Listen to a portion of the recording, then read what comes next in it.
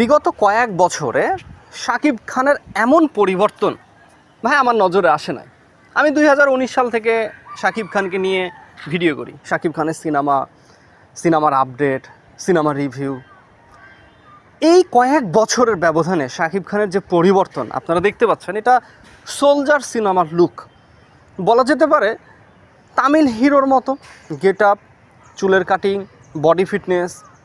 অনেকেই আবার তামিল হিরোর সাথেই কম্পেয়ার করছেন যে শাকিব খান কি কোনো তামিল সিনেমায় অভিনয় করছে, তিনি কি বাংলাদেশি সিনেমাতে কাজ করছেন না।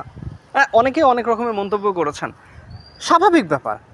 আমি 2019 সাল থেকে রেগুলার শাকিব খানের টপিকে কথা বলি। এর আগে থেকে শাকিব খানের সিনেমা আমি দেখি। বিগত 15 বছরের ব্যবধানে শাকিব খান বলা যেতে পারে তামিল হিরো জুনিয়র এনটিআর। আপনারা দেখেছেন, তার সিনেমা দেখেছেন।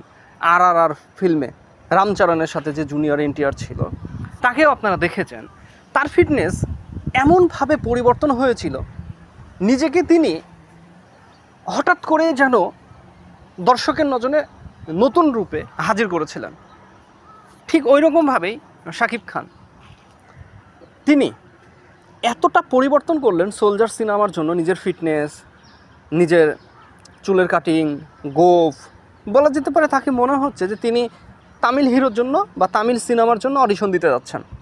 কিন্তু আসলে তা না, এটা হচ্ছে বাংলাদেশি একটি সিনেমা, নাম সোলজার। আর এই সোলজার সিনেমাতে শাকিব খান নিজেকে এমনভাবে তুলে আনলেন, পরিবর্তন করলেন, দেখিয়ে দিলেন, যেটা ভাই প্রশংসা করতেই হবে।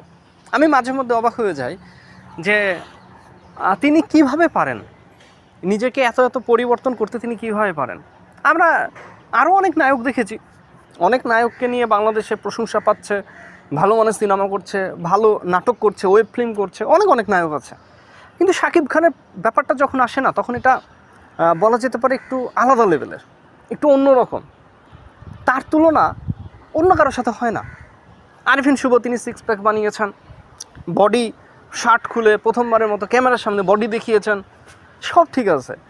কিন্তু শাকিব খানের ব্যাপারটা একটু আলাদা, একটু অন্যরকম, ক্লাসিক ব্যাপার।